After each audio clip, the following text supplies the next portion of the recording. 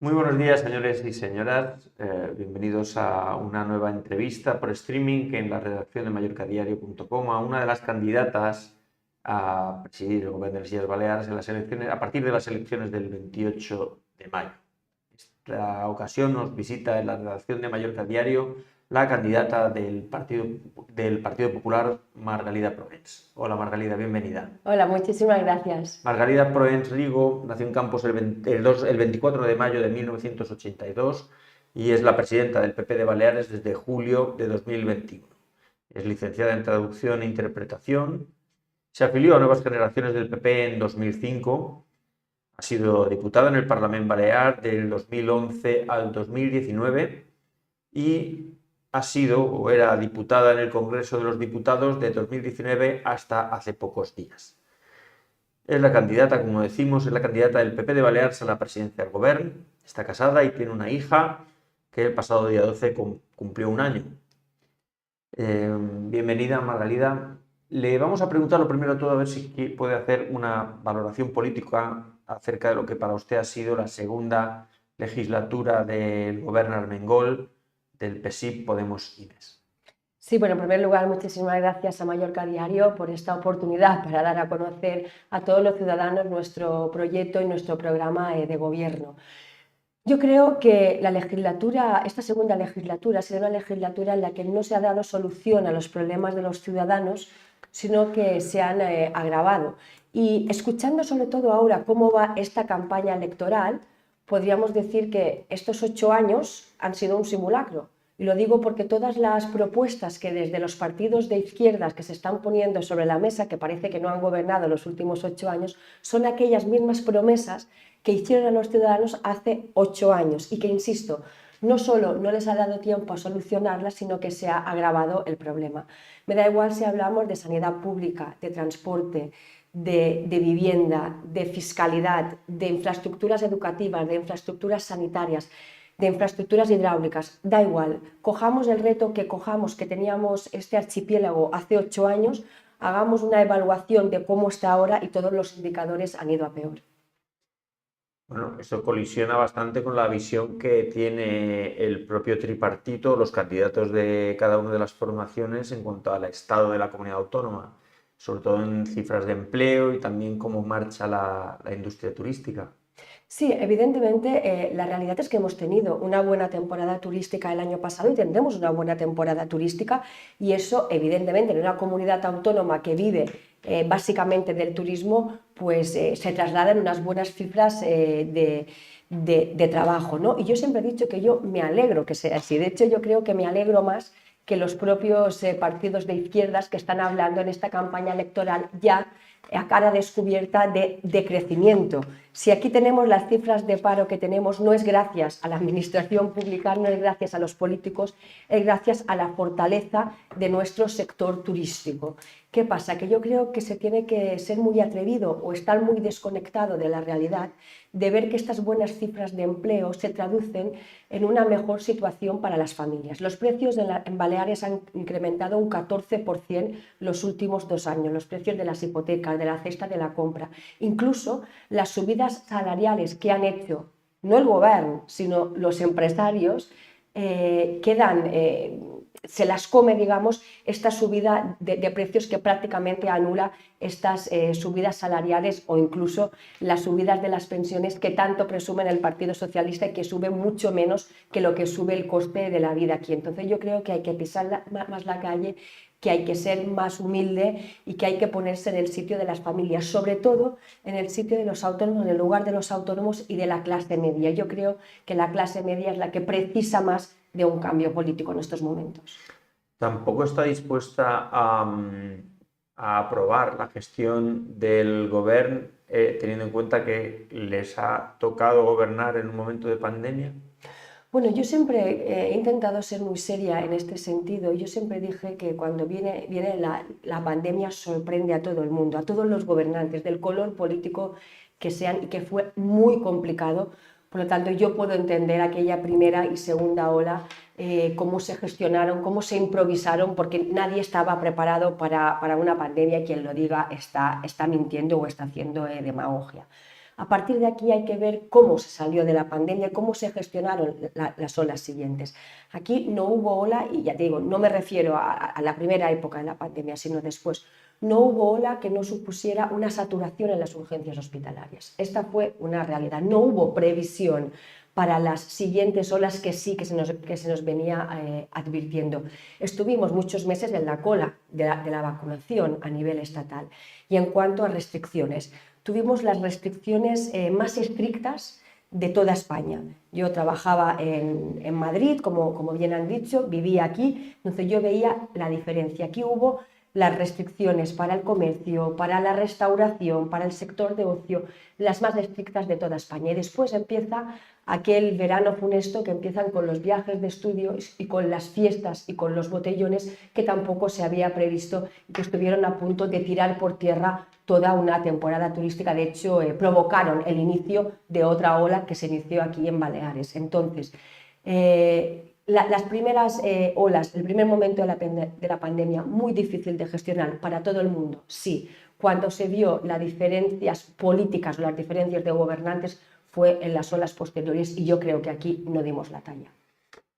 Pues muchas gracias por esta primera valoración. Yo ahora le pediría que vayamos analizando las propuestas que el Partido Popular plantea para la próxima legislatura en materias importantes o que nosotros consideramos de mayor interés para nuestros espectadores, como es, yo diría que el principal problema que tiene que afrontar ahora mismo la ciudadanía, que es la escasez de vivienda y la carestía de la vivienda. ¿Qué propone el Partido Popular en este asunto que es capital? Sí, la vivienda sin duda es el principal problema al que nos enfrentamos. Un problema social de acceso a la vivienda, como bien decían, especialmente para jóvenes y clases medias. Un problema de salud pública, falta personal sanitario por el fracaso de las políticas de vivienda. Un problema de seguridad ciudadana, faltan cuerpos y fuerzas de seguridad por el fracaso de las políticas de vivienda. Y un problema económico, faltan trabajadores ya en todos los sectores por el fracaso de las políticas de vivienda. Evidentemente hay que darle la vuelta a la situación y hay medidas de hacerlo y hay manera de hacerlo. Hay que cambiar unas políticas intervencionistas, unas políticas de ataque a la propiedad privada y unas políticas que intentan importar, y yo de verdad que no lo puedo entender, a esta comunidad fórmulas que han fracasado en otras comunidades, como puede ser el límite a los alquileres que ha fracasado en Barcelona, que ha fracasado en Berlín, ¿no? Políticas que siguen instauradas, por ejemplo, el bloque de izquierdas, porque no olvidemos que se presentan en bloque en estas elecciones, ya está anunciando un nuevo impuesto a las viviendas vacías, está anunciando nuevas listas de grandes tenedores. Y la última ley, esta ley de Sánchez, que yo siempre digo que no es una ley de acceso a la vivienda, es una ley de acceso a tu vivienda. Es una ley que fomenta y que protege la ocupación. Entonces vamos a darle la vuelta.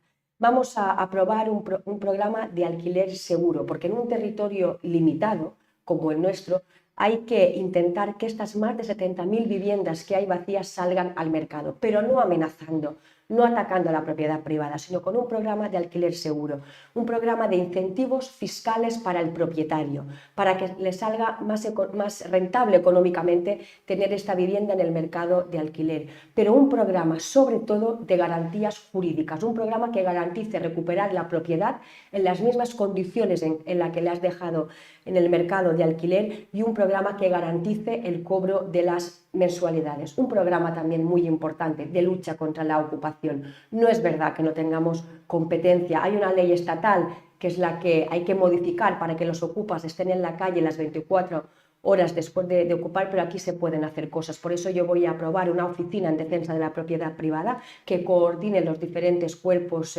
policiales, que asesore jurídicamente al propietario. Nuestros ayuntamientos no van a cobrar ninguna tasa municipal ni ningún impuesto municipal a la vivienda ocupada y vamos a modificar la ley de vivienda para tipificar como falta grave la ocupación y esto nos va a permitir aislar a los ocupas de cualquier ayuda social, de cualquier ayuda pública o de cualquier vivienda de protección oficial. Pero evidentemente hay que construir más también, ¿no?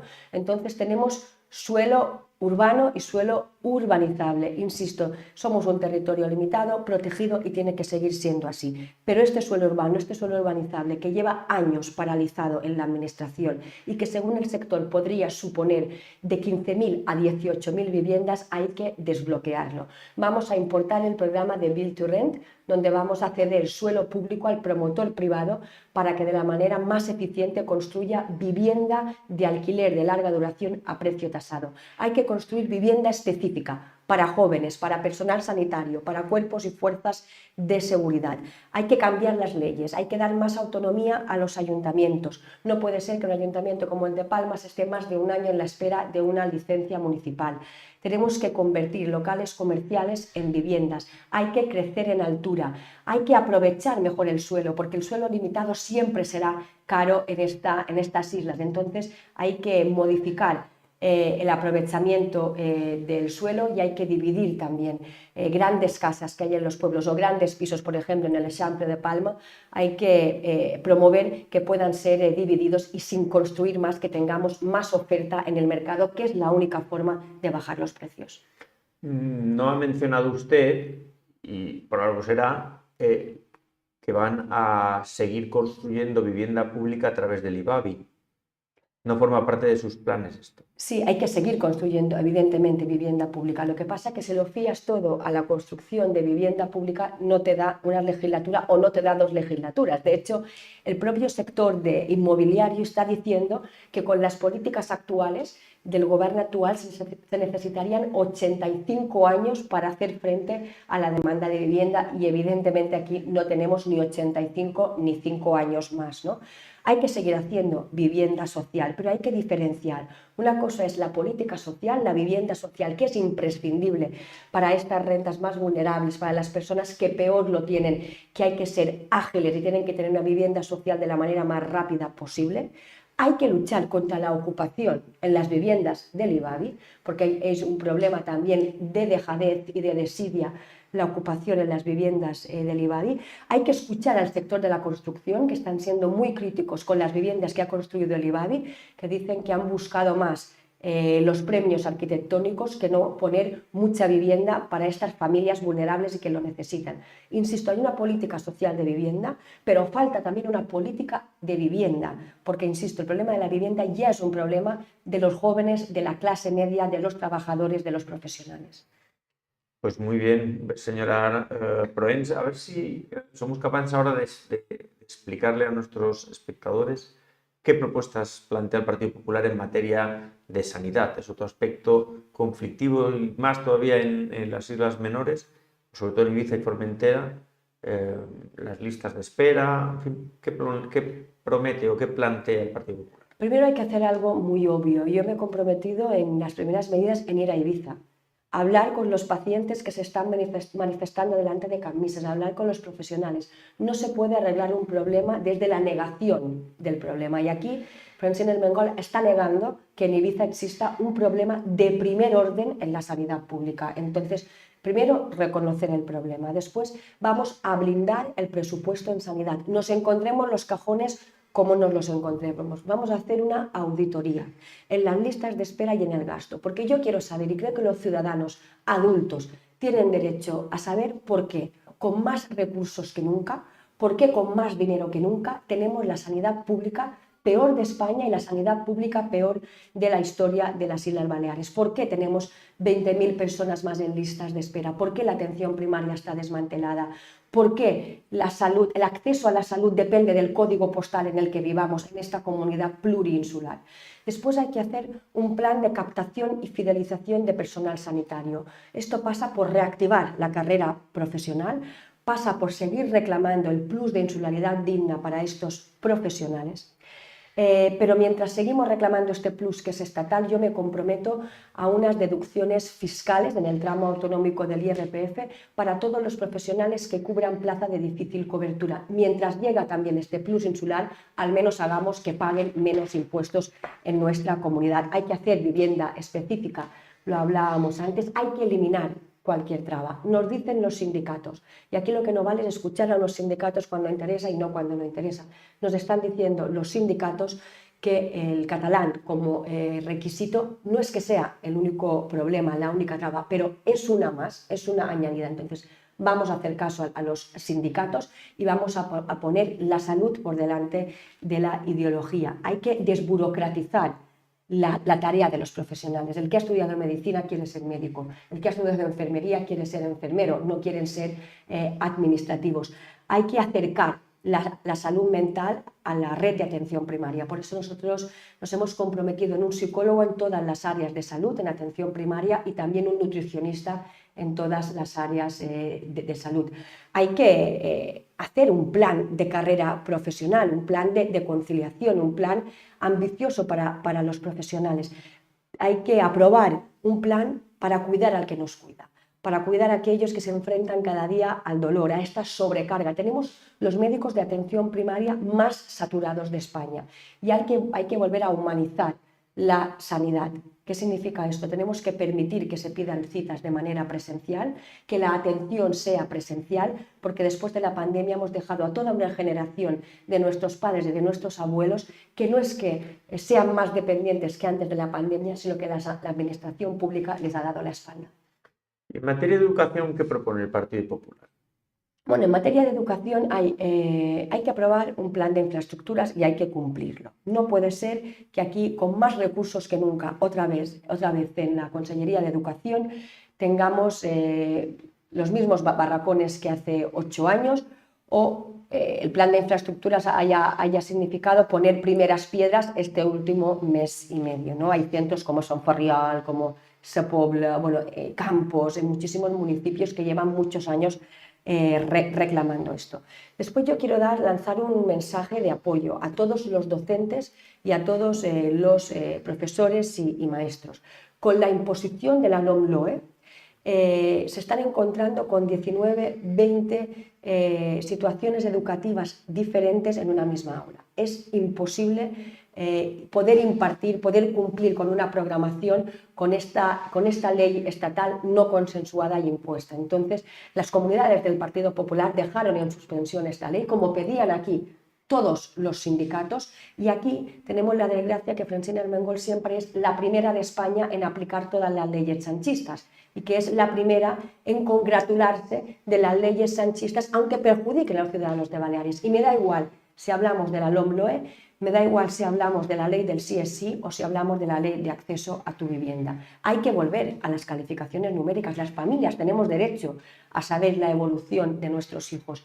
Y sobre todo en educación, un compromiso ya personal con la educación especial o con los niños que necesitan algún tipo de apoyo. Este tipo de apoyo lo tienen que tener en la educación pública, pero también en la educación concertada, porque nosotros defendemos la libertad de las familias también, o más especialmente de aquellas familias que lo tienen un poco más difícil. No puede ser que cada año haya 50 niños que se queden sin poder acceder a un aula dentro de la educación inclusiva por falta de apoyos. Educación inclusiva sí, educación especial sí, y sobre todo libertad de las familias, y por eso vamos a eliminar la zonificación en Palma para que las familias puedan elegir colegio, vivan donde vivan.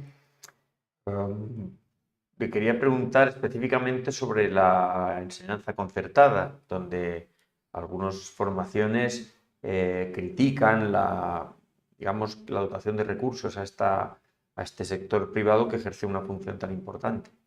Yo creo que es un desconocimiento de la educación concertada absoluto, que se basa en prejuicios y no en la realidad. La educación concertada hace una labor social espectacular, una labor social donde no llega la educación pública y donde no llega la administración pública. Es un error vincular educación concertada con educación elitista y es un desconocimiento, insisto, de dónde hay escuelas concertadas en barrios con mucha problemática social, en barrios con mucha vulnerabilidad, y yo quiero reconocer el papel de la concertada también en estas situaciones complicadas, pero sobre todo es un ataque a la libertad de las familias. El 40% de las familias de nuestra comunidad eligen la educación concertada. Mire, yo soy madre de una niña y de un niño también, de un niño que va a cumplir 10 años. Yo siempre digo, yo no quiero que nadie elija por mí la educación de mis hijos. Ni un político, ni de izquierda, ni de derecha, ni de centro, ni de arriba, ni de abajo. La educación de nuestros hijos la eligen los padres. Si tenemos que hablar sobre turismo, déjeme que le pregunte una cosa directamente. ¿Está a favor de crecer turísticamente? No, y me alegro de que esta campaña se hayan quitado las caretas, porque insisto, Francines Mangual no solo es responsable de lo que lleve ella o no en su programa electoral, porque ella ha renunciado ya antes de empezar la campaña electoral a gobernar en solitario. Entonces es responsable de lo que digan sus socios de gobierno. Y evidentemente si hay un partido que es MES que está hablando de decrecimiento, significa que si se volviera a reeditar este pacto de izquierdas, aquí tendríamos decrecimiento la próxima legislatura. Yo digo que es muy fácil hablar de decrecimiento desde un despacho y con el sueldo seguro a final de mes, que aquí lo que hay que ser es honestos y decir cuántos puestos de trabajo están dispuestos a renunciar los políticos de izquierda para aplicar este decrecimiento, a qué cota deben estar, a qué cuota de bienestar están dispuestos a renunciar, ¿no? El turismo ha sido, y yo quiero que siga siendo, el ascensor social de esta comunidad, una fuente generadora de oportunidades. ¿Significa que podemos crecer sin límite? No, desde el Partido Popular hablamos de límites, pero los límites son esta bolsa de plazas que ahora también en el tiempo de descuento se han cargado. Y que implica una enorme inseguridad jurídica por el principal sector de nuestra economía. Hay que volver a establecer la bolsa de plazas. Las plazas los ponen cada Consell Insular porque la situación de Menorca, de Ibiza o de Mallorca, de Formentera son radicalmente distintas, pero la bolsa de plazas es la garantía de seguridad jurídica y de objetividad. Esto significa que esto es el tope, pero no hagamos trampas, este es el tope. Así que cuando una plaza se da de baja, vuelve a la bolsa de plazas. La bolsa de plazas tampoco puede ser excusa para decrecer. Tampoco podemos lanzar un mensaje de una moratoria turística que vamos a derogar también. Una moratoria turística que el mensaje es: no hay mercado, no hay oportunidades para todos los jóvenes, para todos los nuevos emprendedores que quieran labrarse un futuro dentro de nuestra principal industria. Entonces, regulación, límites, topes, sí, decrecimiento, prohibición, moratorias y el no por el no, pues nosotros no vamos a compartirlo nunca. En materia de movilidad, vamos primero a tratar el tema de la política fiscal y tributaria, que es uno de los ejes básicos de su formación. Sí, lo decíamos antes, ¿no? Cómo están subiendo el coste de la vida, cómo están subiendo los precios, está subiendo todo. Entonces, nosotros tenemos la desgracia de estar gobernados por una de las pocas comunidades donde el Partido Socialista, que en otras comunidades sí lo ha hecho, aquí se han negado a deflactar el IRPF, a bajar el impuesto sobre la renta a las familias de Baleares. Entonces nosotros vamos a aprobar dentro de los primeros meses de gobierno una reforma fiscal para el 80% de los contribuyentes. La izquierda me sigue preguntando, debate tras debate, yo ya he perdido la esperanza de que lo lleguen a entender, que cómo se hace esto sin recortar en servicios públicos. Yo digo que es muy fácil. Una reforma fiscal lo va a entender todo el mundo, que supone 200 millones de euros con una recaudación extra de 1.000 millones de euros el último año. ¿Cómo se va a hacer? Pues gestionando mejor, invirtiendo mejor y administrando mejor el dinero público, que no es de los políticos, que es de los ciudadanos que pagan vía impuestos. Entonces vamos a rebajar el impuesto sobre la renta, vamos a eliminar el impuesto de transmisiones patrimoniales para todos los jóvenes de esta comunidad, lo vamos a bajar al 50% para las familias numerosas y para las familias monoparentales, vamos a equiparar a los autónomos con familias numerosas en cualquier deducción de conciliación, de corresponsabilidad, vamos a poner en marcha nuevas deducciones más ampliadas para el nacimiento de los hijos, pero sin letra pequeña. Es decir, sin límite de renta, porque a veces la renta media, estos son los que más aportan al bienestar de una sociedad, cuando se aprueban según qué tipos de ayudas, la letra pequeña les excluye casi siempre, ¿no? Vamos a eliminar, enseguida que se derogue esta ley mal llamada de solidaridad, vamos a eliminar el impuesto de patrimonio en esta comunidad, un impuesto de patrimonio que supone una recaudación de 83 millones de euros sobre un presupuesto de 7.000 millones de euros, entonces no hay recortes detrás de la derogación del impuesto de patrimonio. Y vamos también, un compromiso mío personal, dentro de los 100 primeros días de gobierno, de eliminar de una vez por todas el impuesto de sucesiones y donaciones en esta comunidad. Nunca más un impuesto injusto, un impuesto que grava al esfuerzo, a la renuncia, al sacrificio de nuestros padres, de nuestros abuelos, un patrimonio que muchas veces los propios hijos han contribuido a crear o han contribuido a conservar. Así que dentro de los 100 primeros días, esta eliminación del impuesto. Yo estoy convencida que no solo las familias lo van a notar de manera muy rápida, por eso hemos puesto en marcha una calculadora de impuestos, porque somos transparentes, porque aquí no hay letra pequeña, para que todos los ciudadanos puedan calcular lo que se van a ahorrar, sino que, como ha pasado en Andalucía, con hasta 6 reformas fiscales, te está recaudando más que nunca, porque no basta solo con bajar impuestos, hay que hacer toda una serie de reformas legislativas, especialmente de reformas de la administración, para que la administración pública deje de ser un problema para aquellos que quieran trabajar o que quieran crear puestos de trabajo.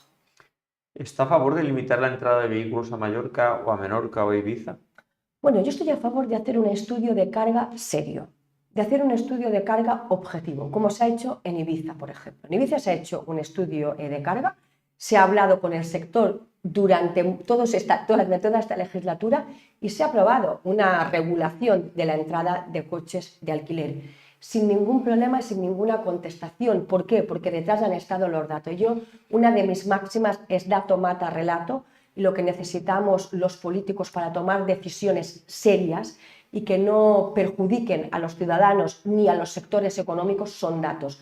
Entonces yo lo que estoy en contra es de la política de titular, de que cuando el Consell de Mallorca ve que esto lo hace Ibiza, sale y dice nosotros también.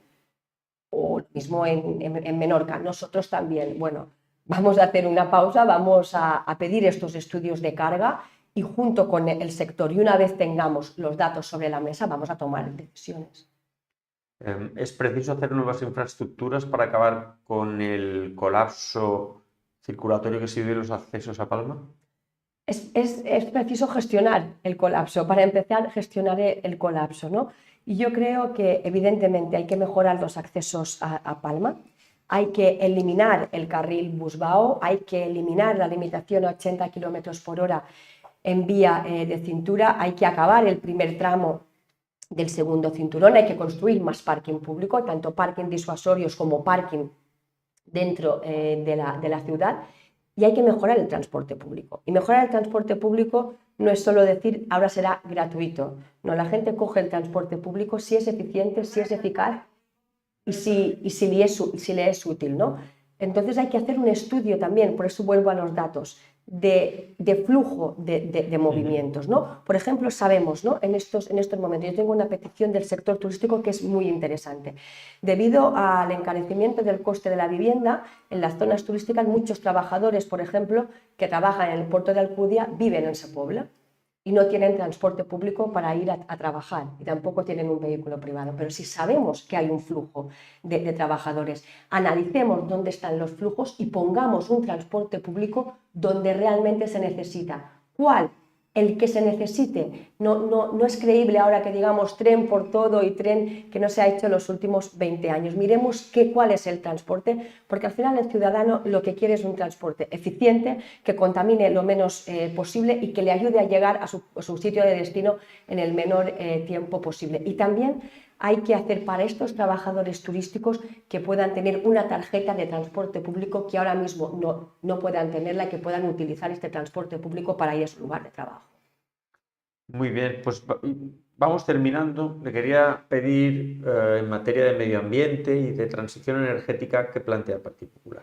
Sí, pues mira, justo ahora vengo de lanzar por nuestra propuesta del día de hoy, que es un fondo finalista en materia de agua. No podemos presumir de medio ambiente mientras tenemos casi el 30% de la red de agua potable que se pierde por las fugas, mientras hemos visto estas 2 legislaturas más fugas de aguas fecales que nunca. Esto sí que destruye las praderas de Posidonia y no aquel ciudadano que tiene un barquito para salir a navegar los fines de semana, o los pescadores, o los agricultores a los que también se ha culpado por los nitratos, o aquel que tiene una piscina, que son los nuevos enemigos de este gobierno, que solo hace que buscar enemigos por todo, ¿no? Nosotros vamos a tomarnos el tema del agua como el principal problema de esta comunidad, en una situación de sequía que tenemos, donde cada vez llueve menos. ¿Y cómo se va a hacer? Pues con un fondo finalista. Yo me he comprometido en invertir 600 millones de euros la próxima legislatura solo destinados al ciclo del agua. Esto es, tanto a depuradoras, desaladoras, el mantenimiento de las existentes, que es una vergüenza cómo no se está realizando este mantenimiento. Yo vengo de la de Alcudia, el agua que se depura en Alcudia sigue conteniendo agua salada, entonces no se puede utilizar para regadío. Hagamos que el agua desalada, que el agua depurada sea de buena calidad para los regadíos, también para complejos deportivos, para zonas ajardinadas. Acabemos con las fugas y hagamos también algo que es muy importante, una mesa del agua. Yo me reuní hace poco con los distribuidores del agua. No se les ha escuchado en 8 años. Hay que hacer una mesa del agua con todos, con los distribuidores que saben dónde están las fugas, dónde está el problema, con los ayuntamientos, con los consells, pero también con el sector turístico y con los agricultores, que para ellos el agua es vida. Entonces, sentémonos todos y decidamos entre todos cuáles son las prioridades de esta inversión de estos 600 millones de euros. Pues muchas gracias por sus explicaciones. Vamos a ir terminando y ahora le tengo que pedir brevedad. Le quiero preguntar 2 cuestiones. ¿Qué resultados espera obtener el 28M el Partido Popular? Ahora tiene 16 diputados en el Parlamento. El sondeo, la encuesta de NC Report para Mallorca Diario le otorgaba 24. ¿Usted qué cifra se consideraría satisfactoria? Bueno, la verdad es que es muy complicado hablar de una cifra, hablar de un porcentaje, porque estamos todavía iniciando esta campaña electoral, una campaña electoral que yo creo que, a diferencia de otras, es decisiva, ¿no? Es decisiva y puede hacer cambiar muchos votos, y sobre todo este voto indeciso al que yo me dirijo completamente. Personas que en anteriores elecciones han votado el Partido Popular y que por nuestros errores o porque les dejamos de ilusionar o de representar se fueron a otras opciones políticas. Pero también personas que no han votado nunca al Partido Popular y que no quieren que su voto sea un aval a Pedro Sánchez. Y estamos viendo lo que están pasando en las últimas semanas con los socios de Pedro Sánchez y cómo se están haciendo las listas electorales, incluso con terroristas, incluso con asesinos, ¿no? Que ciudadanos que todo esto que hemos hablado, que lo viven en primera persona, más allá del relato oficial, que llevan meses esperando la cita con un especialista, o que no pueden circular por Palma, o que pierden cada día una hora, más de una hora, para llegar a Palma. A todos los que piden cambio, yo estoy convencida que vamos a ser capaces de convencerles de que el único cambio real y posible es el Partido Popular. Así que yo no me pongo una cifra, me pongo solo la cifra de que podamos obtener una mayoría suficiente para gobernar en solitario, una mayoría suficiente para poder cumplir este programa de gobierno y este contrato que tenemos con los ciudadanos, para un gobierno estable, que yo creo que la estabilidad también es muy importante, y esto lo permiten los gobiernos en solitario. Y si no logra un gobierno en solitario, ¿con quién pacta? Bueno, vamos a ver el día después de las elecciones. Yo estoy convencida que tendremos una mayoría suficiente para hablar con todos los partidos, porque la política también va de esto, de hablar con todos los partidos. Y cuando me piden tus líneas rojas, mis líneas rojas en nuestro programa de gobierno, es esta bajada de impuestos, es esta revolución en la administración pública que quite trabas, es esta política de viviendas, es también la lucha contra la violencia de género, la lucha contra cualquier tipo de violencia. Es también una apuesta por la seguridad ciudadana, una lucha contra la ocupación y una lucha contra la criminalidad que está avanzando más que nunca aquí en Baleares. Estas son nuestras líneas rojas, ¿no? Yo siempre digo una cosa: después de las elecciones, cuando llegue la sesión de investidura, no solo el Partido Popular, todos los diputados que hayan obtenido representación parlamentaria tienen una responsabilidad. Entonces, será cada uno de ellos que responda y que decida si quiere dar el voto a un gobierno de cambio o si quiere dar el voto a un gobierno continuista.